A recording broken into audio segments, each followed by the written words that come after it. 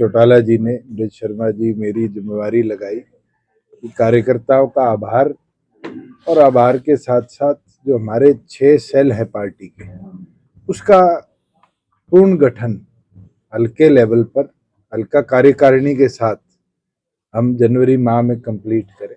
और उसी के उपरांत आज जितने कैथल, कुरुक्षेत्र और करनाल जिले के पदाधिकारी हैं, तीनों जिलों में जाकर उनके साथ आज हम चर्चा भी कर रहे हैं, उनका धन्यवाद रैली के लिए भी कर रहे हैं और आगे की गतिविधि के अंदर बढ़ चढ़कर साथी भाग ले, उसके ऊपर पार्टी की तरफ से डायरेक्शन भी देने का काम कर रहे हैं।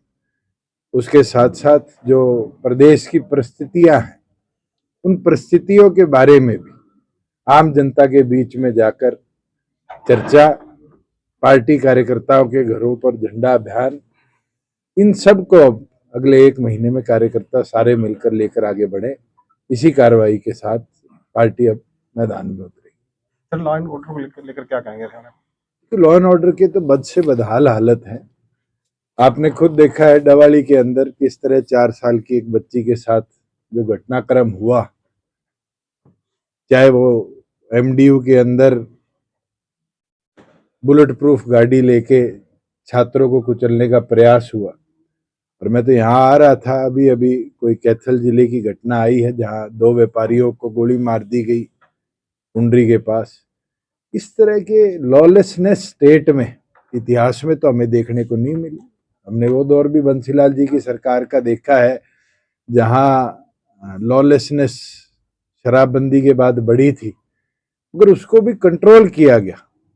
मगर आज के जो हालात हैं, इसके अंदर तो साफ दिखता है कि सरकार की मंशा ही नहीं है। मुख्यमंत्री बात करते हैं मगर एक्शन उसके ऊपर कुछ नहीं होता। ये अपने आप में दिखाता है कि लॉलेस फेल्ड स्टेट आज हरियाणा बन चुका है। खिलाड़ी की जान ले ली जाती है, व्यापारी को फिरौती आ जाती है, व्यापारी की जान ले ली जाती है, और उसके बाद भी डीजीपी और मुख्यमंत्री कार्रवाई के तौर पर सिर्फ प्रेस कॉन्फ्रेंस करते हैं। ये लॉलेसनेस ही है। इससे बुरे हालात तो शायद प्रदेश ने कभी अपने देखे ही नहीं।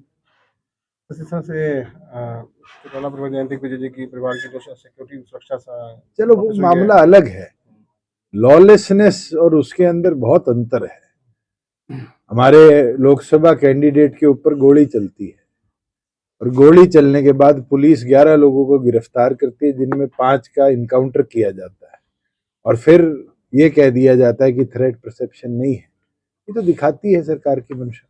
इस तरह से विधानसभा सत्र चल रहा है, क्या मांग रही है हरियाणा के लिए और कानून व्यवस्था के लिए? देखो, पहले तो श्वेत पत्र लेकर आए मुख्यमंत्री, प्रदेश को बताए मनरेगा के लिए क्यों चिट्ठी निकाली गई, क्योंकि अभी तक तो केंद्र सरकार ने मनरेगा को समाप्त किया नहीं है। और हरियाणा में चिट्ठी निकल जाती है ये कहते हुए कि भी आगे परमिशन के बाद काम शुरू होंगे। तो दिखाता है गरीब आदमी के रोजगार के अवसर छीन रहे हैं। मैंने तो स्वयं कहा है कि जब हमने 1,20,000 से 1,80,000 पर बीपीएल की श्रेणी की लिमिट बढ़ाई थी, तो बीपीएल तो बढ़ेंगे कार्ड होल्डर, पर इनने 6.25 लाख कार्ड होल्डर कम करे हैं। ये साफ दिखता है कि गरीब आदमी को योजना का लाभ देने की बजाय उसके अधिकारों का हनन सैनी सरकार कर रही है। सर, बाढ़ में प्रभावित हुई फसलों का मुआवजा नहीं मिला और सरकार ने कल, मैं तो स्वयं आपके यहाँ आके गया था, ट्रैक्टर पे उन गांव का दौरा करके गया था। मेरे अगले दिन मुख्यमंत्री आए थे। आज 3 महीने के लगभग हो चुका, और ये अब गाज किस पे गिर रहे हैं? पटवारियों पे, ये कहते हुए सर्वे ठीक नहीं हुआ। ये तो साफ दिखता है कि सरकार ने जानबूझ के सर्वे करवाया ही ठीक नहीं। आज तो डिजिटलाइजेशन का जमाना है, हर रोज हर सेक के पास फोटो आती है, फोटो उठा लो आप, और फोटो के माध्यम से डिजिटल जब सारा रिकॉर्ड है रेवेन्यू का, तो गिरदावरी करवाने की जरूरत ही नहीं। हमने भी तो 7-7 हजार रुपए 2023 के अंदर दिए थे जब आपके यहाँ नुकसान हुआ था। उस समय तो एक किसान ऐसा नहीं था जो वंचित रहा हो मुआवजे से। आज तो अधिकतम किसान वंचित पड़े। सर, जब आप डिप्टी सीएम थे तब भी आपने यहाँ का दौरा किया था बाढ़ के टाइम, पिछले साल भी आपने किया था, लेकिन अभी स्थिति ज्यों की त्यों है। अगर जुलाई फिर आया, बरसात फिर आई, हालात फिर वैसे होंगे, जब तक इस मांग को उठाया जाए, मारकंडा की खुदाई और डीसिल्टिंग नहीं होगी, और जो बांध हैं उनको पूरी तरह स्ट्रेंथन नहीं किया जाएगा। वहां पर जो पत्थर के साथ पैचवर्क होता है, पिचिंग होती है स्टोन की, वो नहीं करी जाएगी। ये घटना आने वाले भविष्य में भी तो और ये कहीं ना कहीं इरिगेशन डिपार्टमेंट का एक फेलियर रहा है कि स्टोन पिचिंग और डीसिल्टिंग के ऊपर टाइमली एक्शन ना लेना इस तरह के गतिविधि को बढ़ाते हैं। तो सर क्या क्या लगता है, कांग्रेस विपक्ष की कहाँ तक भूमिका निभा रही है, क्या लगता है? कांग्रेस तो सत्ता पक्ष को 1 साल का फ्री पास दे रही है।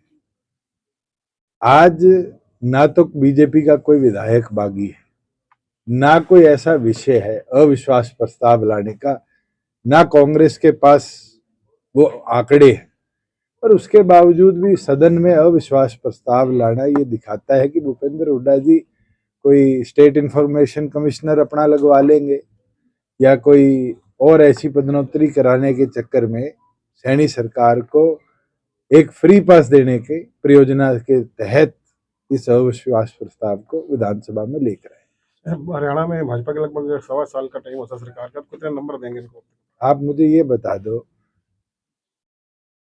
1.25 साल के टाइम में शाहबाद की 1.25 परियोजना जो इस सरकार ने नई शुरू करी, नंबर तो आप ही दे दोगे। चलो आप सारा हरियाणा घूम रहे हो जी। मैं तो आपको शाहबाद की बात कर रहा हूँ। मुझे तो वो दौर भी याद है जब हमारा यहाँ से एमएलए था और हमने सड़कें बनवाई, पंचायती राज के कितने काम आपके यहाँ हुए, कितने और परियोजना में काम हुआ। मुख्यमंत्री तो आपके जिले का ही है, लाडवा विधानसभा से विधायक है। मुख्यमंत्री ये बता दे कि यमुनानगर जाने वाले रास्तों को ठीक करा पाए हो या चौड़ा कर पाए हो। मुझे तो याद है 2 बार इनकी गडकरी जी के साथ फोटो आ गई, जो कुरुक्षेत्र का बाईपास बनवाना है, यमुनानगर तक को जोड़ना है। फोटो करानी तो बहुत आसान है, क्या उस पर मोहर लगी? हमने तो अम्बाड़ा से नारायणगढ़ कालाम सड़क अप्रूव करवाई, आज वो कंप्लीशन पर है। दिल्ली के आपके बॉर्डर से शामली और शामली से लेकर अम्बाड़ा तक ग्रीनफील्ड नेशनल हाईवे मंजूर करवाया, काम गति पर है, अगले 6 महीने साल में कंप्लीट हो जाएगा। और तो और ठोड़ से लेके और आपके शाहबाद क्रॉस कराकर जो ये शहजादपुर रोड है, इसके ऊपर 152G नियर कंप्लीशन पर है, ये भी हमने मंजूर कराया। तो मैं तो पूछ लेता हूँ पत्रकारों से ही, जब हम मुख्यमंत्री को रेट करने की बात करते तो आप मुझे काम बता दो। मुख्यमंत्री को 1.25 साल नहीं हुआ, लगभग 2.25 साल हो गए। अब वो 6 महीने भी तो काउंट करो ना, जब हमारे बाद इनने सरकार प्रदेश में चलाई।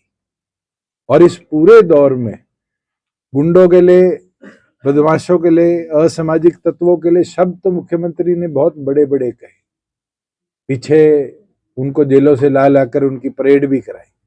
मगर क्या प्रदेश की कानून व्यवस्था सुधरी? क्या ऐसे जो लोग हैं असामाजिक, उनके ऊपर एक्शन लिया गया? मुझे तो नहीं लगता। ये तो गतिविधियां और अपराध जो है ये प्रदेश के अंदर बड़ा है और जिम्मेवार इसके लिए गृह मंत्री के तौर पर खुद मुख्यमंत्री है। तो युवाओं के लिए, प्रदेश के युवाओं के लिए क्या मैसेज रहेगा? प्रदेश के युवाओं की तो हालात, आपने अभी एचपीएससी का असिस्टेंट प्रोफेसर इंग्लिश का रिजल्ट आया है, 4800 नेट जीआरएफ पीएचडी करे हुए बच्चों ने पेपर दिया और उसके अंदर 148 बच्चे पास होते हैं।